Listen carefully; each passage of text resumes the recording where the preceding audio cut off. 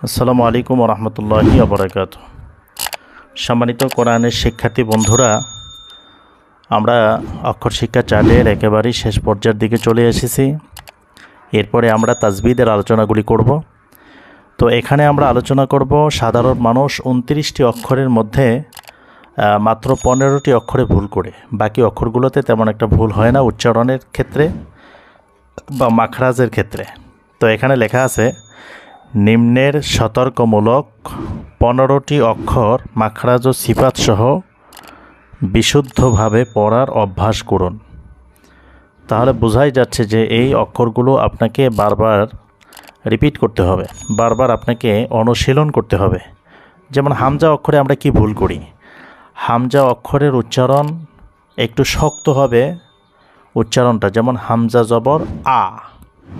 আমরা আগেই বলেছি আলিফকে কখন হামজা বলা হয়। আলিফ যখন খালি থাকে তখন আলিফকে আলিফ বলবো, আর যখন আলিফ খালি থাকে না তখন আলিফকে আমরা হামজা বলে সম্বোধন করব। এটা একটা পথ। তো এখানে আছে হামজা জবর আ, যেমন ছোটোবেলা আমরা অনেকে পড়েছি আলিফ জবর আ, আলিফ জেরি, আলিফ পেশ আ ই উ। এটা একটু শক্তভাবে উচ্চারণ হবে, তাহলে আমাদের সঠিক উচ্চারণটা চলে আসবে। যেমন হামজা জবর আ, হামজা জের ই, হামজা পেশ উ, আ ই উ, আ ই উ। এরপরে যে অক্ষরটা, যেমন সা অক্ষর, এই সা অক্ষরের উচ্চারণটা হচ্ছে, সা অক্ষরটা জিহ্বার আগা থেকে নরম হবে। জিহ্বার আগা থেকে সা অক্ষরের উচ্চারণটা হবে নরম। যেমন সা জবর সা, কোনো টান হবে না। সা জের সি, সা পেশ সু, সা সি সু।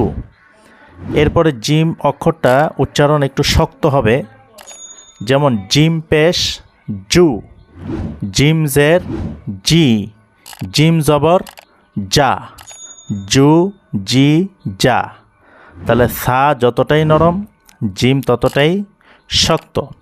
এরপরে হা, আরবি 29 হরফের মধ্যে দুইটা হা, একটা হচ্ছে হা আর একটা হচ্ছে হা। তো এই জিমের পরে যে হাটা, এটা শোষ আওয়াজ হবে। যেমন হাজের হি, হা জবর হা, হা পেশ হু, হি হা হু। এরপরের অক্ষরটা দেখেন, জাল অক্ষরে আমরা ভুল করি কি? জাল এটি নরম হবে। জাল ওইটা সা যেখান থেকে উচ্চারণ হয় একই জায়গার থেকে জাল উচ্চারণ হয়। জাল জের জি, জাল জবর জা, জাল পেশ জু, জি জা জু। ঝা, তিনটা অক্ষর দেখেন, একটা হলো ঝা, একটা সিন, একটা সৎ। এই তিনটা অক্ষর উচ্চারণের ক্ষেত্রে একটু সফির হবে, শীষ আওয়াজ হবে, এই আওয়াজটা বের হতে হবে। যেমন ঝাজের ঝি, ঝা পেশ ঝু, ঝা জবর ঝা, ঝি ঝু ঝা। সিন জবর সা, সিন পেশ সু, সিন জের সি, সা সু সি। সৎ পেশ সু, সৎ জবর স, সৎ জের সি, সু স সি। এরপরে দত, দত এবং দালের ভিতরে যে পার্থক্যটা, দাল জবর দা হয়, দত জবর দ হয়। দত জবর দ, দত পেশ দু, দত জের দি, দ দু দি। এরপরে ত জবর ত, তা এবং ত, তা জবর তা হয় আর ত জবর ত হয়।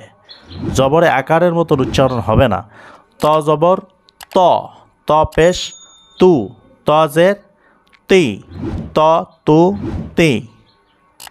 জ জের জি, জ জবর জ, জ পেশ জু, জি জ জু। আইন এবং হামজা যেন একই রকম উচ্চারণ না হয়। আইন জবর আ, আইন জের আই, আইন পেশ ও। কঠিনভাবে, মানে কণ্ঠের উপরে চাপ দিয়ে এই অক্ষরটি উচ্চারণ করতে হয়। এরপরে একটি হচ্ছে কফ, আরেকটি হচ্ছে কাপ। আরবি 29 অক্ষরের ভিতরে কফ এবং কাফের উচ্চারণ এবং দেখা সম্পূর্ণটাই পার্থক্য।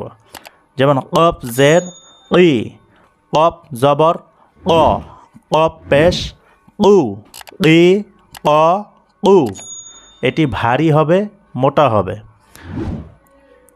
হ্যাঁ, একেবারে জিহ্বার গোড়ার থেকে ভারী হবে, মোটা হবে।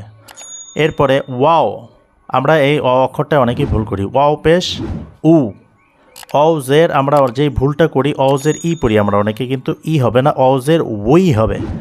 আমরা কোনো ব্যক্তিকে বা কাউকে কোনো কিছু দূরের কোনো কিছু দেখাতে গিয়ে আমরা যে এই শব্দটা কিন্তু আমরা ইউজ করি, যে উই দেখেন, উই দেখা যায়, যে উই, অজের উচ্চারণ হবে উই। অ জবর ওয়া, অ জবর ওয়া, অনেকে অ জবর অ পড়ে, এটি হবে না, অ জবর ওয়া, তাহলে উ, উই, ওয়া। এরপরে ইয়া জবর ইয়া, ইয়া পেশ, এখানেও ইয়া পেশ আমরা অনেকে ভুল করি, ইয়া পেশ উ পড়ি অনেকে, হামজা পেশ উ, এরকম ইয়া পেশ উ পড়ি, এটি হবে না। এটি সঠিক উচ্চারণ হচ্ছে ইয়া পেশ ইউ, ইয়াজের ই, তাহলে ইয়া ইউ ই। ইনশাল্লাহ পরবর্তী আলোচনা আমাদের পরবর্তী ভিডিওতে আপনারা পেয়ে যাবেন।